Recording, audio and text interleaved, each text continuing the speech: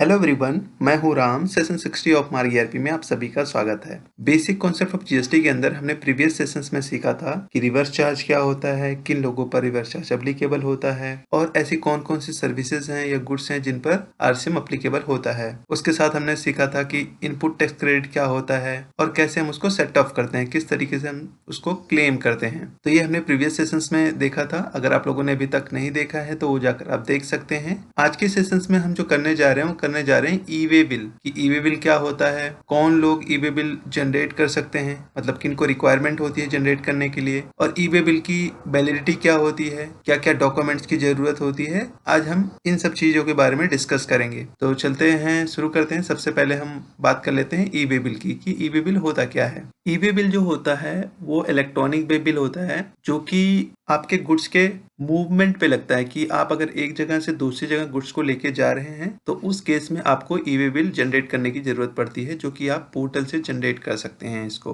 Basically इसका main purpose होता है कि गवर्नमेंट जो है वो ट्रैक कर सके कि जो गुड्स जा रहा है कहाँ पे जा रहा है और कितने गुड्स की वैल्यू जा रही है। ये सारी चीजों को ट्रैक करने के लिए ई वे बिल की जरूरत होती है। एक तरीके से ई वे बिल की रिक्वायरमेंट कब होती है? अगर गुड्स की वैल्यू जो है 50,000 सिंगल इनवॉइस या डिलीवरी चालान में होता है या बिल के अंदर होता है तो वहां पर आपको ई वे बिल की रिक्वायरमेंट होती है। देखोगे यहाँ पर क्या लिखा हुआ है, E way bill is an electronic way bill for movement of goods which can be generate on the E way bill portal. जो ई वे बिल होता है किस पे लगता है? आपके गुड्स के मूवमेंट पे लगता है, जो कि आप ई वे बिल की पोर्टल से जनरेट कर सकते हैं। दूसरा पॉइंट पे देखोगे यहाँ पर क्या लिखा हुआ है, transporter of goods of more than 50,000 in a single invoice bill delivery challan in a value in vehicle can not be made by a registered person without an E way bill. Simply शब्दों में आप ये कह सकते हैं कि अगर 50,000 से ज्यादा गुड्स की वैल्यू है तो आप जो है नहीं ले जा सकते बिना ई वे बिल की, तो आपको ई वे बिल जनरेट करना पड़ेगा। अगर आप एक स्टेट से दूसरे स्टेट में जाते हैं तो भी मैंडेटरी हो जाता है। बट ये है कि अगर आप 50,000 से कम की भी वैल्यू है तो भी आप जनरेट कर सकते हैं,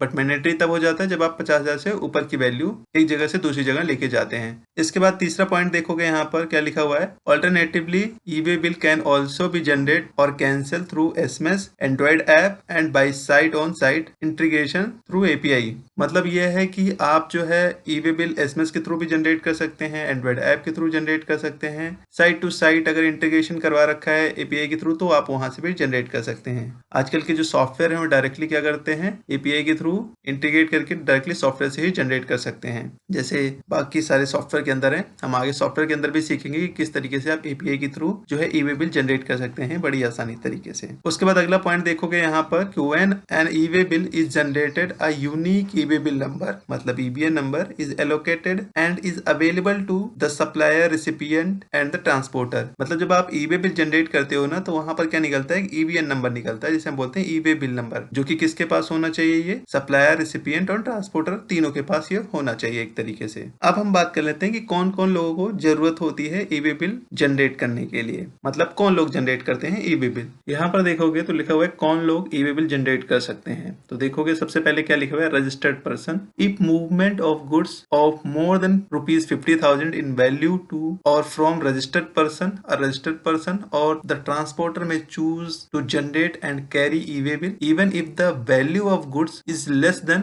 50,000। इसका सिंपली मतलब क्या हुआ, अगर गुड्स की वैल्यू 50,000 या उससे ज्यादा है और ये रजिस्टर्ड पर्सन के बीच मूव हो रहे हैं तो ई वे बिल जरूरी है, और अगर गुड्स की वैल्यू 50,000 से कम भी है तब भी रजिस्टर्ड पर्सन या ट्रांसपोर्टर वॉलंटरी ई वे बिल जनरेट कर सकते हैं। यहाँ पर देखोगे तो दूसरा पॉइंट क्या है, unregistered person. Unregistered person are also required to generate e way bill, however where a supply is made by an unregistered person to registered person, the receiver will have to ensure all the compliance are met as if they were the supplier. इसका मतलब क्या हुआ कि unregistered person जो GST के अंदर registered नहीं है उनको भी कुछ केस में ई वे बिल जनरेट करना पड़ता है। अगर अनरजिस्टर्ड सेलर एक रजिस्टर्ड बायर को गुड्स बेच रहा है तो बायर यानी रजिस्टर्ड अगर पर्सन है तो उनको ई वे बिल इंश्योर करना होता है कि ई वे बिल जनरेट है या नहीं है, नहीं है तो उनको जनरेट करना पड़ेगा जो कि रजिस्टर्ड पर्सन होंगे। यहाँ पर तीसरा पॉइंट देखोगे तो क्या लिखा हुआ है, transporter carrying goods by road, air, rail etcetera also need to generate e way bill if the supplier has not generated an E way bill. मतलब यहाँ पर ये हो गया कि ट्रांसपोर्टर जो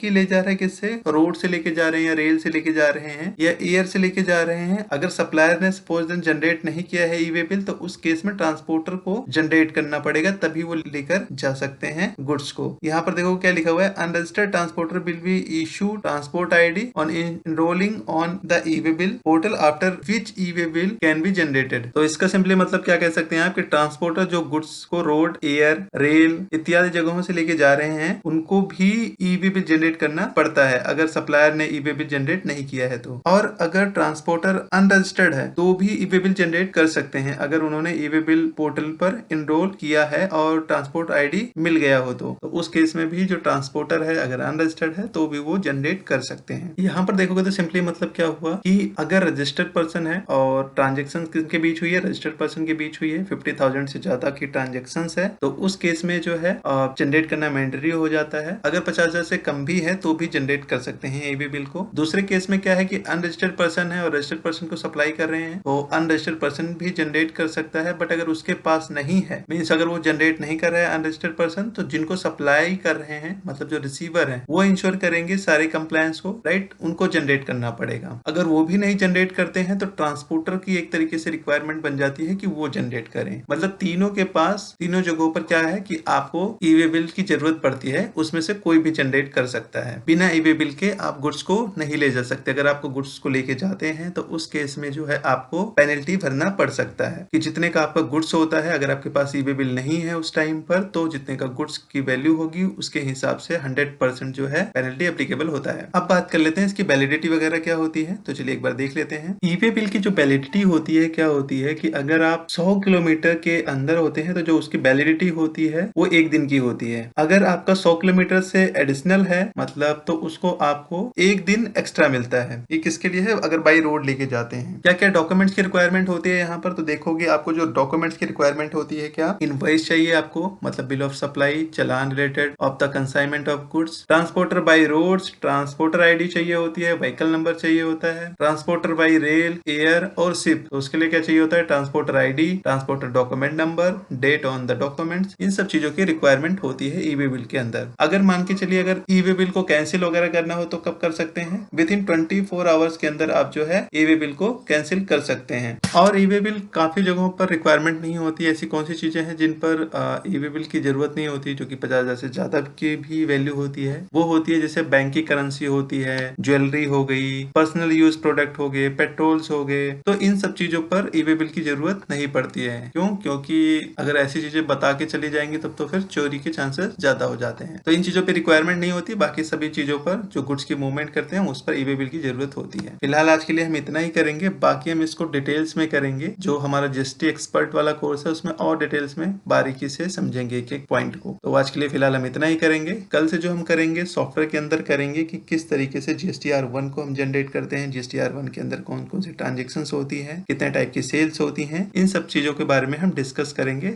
नेक्स्ट वाले सेशंस में। आज के लिए फिलहाल इतना ही करेंगे, बाकी हम इसको नेक्स्ट सेशंस में करेंगे। तो आज की क्लास में हमने क्या सीखा कि ई वे बिल क्या होता है, किनको ई वे बिल जनरेट करना चाहिए, और ई वे बिल की वैलिडिटी कितने टाइम की होती है, और क्या क्या डॉक्यूमेंट्स की रिक्वायरमेंट होती है। ये सारी चीजें हमने आज की क्लास में डिस्कस किया। अगर आप लोगों को कुछ क्वेरीज हो तो आप कमेंट बॉक्स में मैसेज कर सकते हैं, और अगर आप लोगों को वीडियो पसंद आई हो तो लाइक कीजिएगा, सब्सक्राइब कीजिएगा, शेयर कीजिएगा, और कुछ क्वेरी हो तो कमेंट कीजिएगा। Thank you.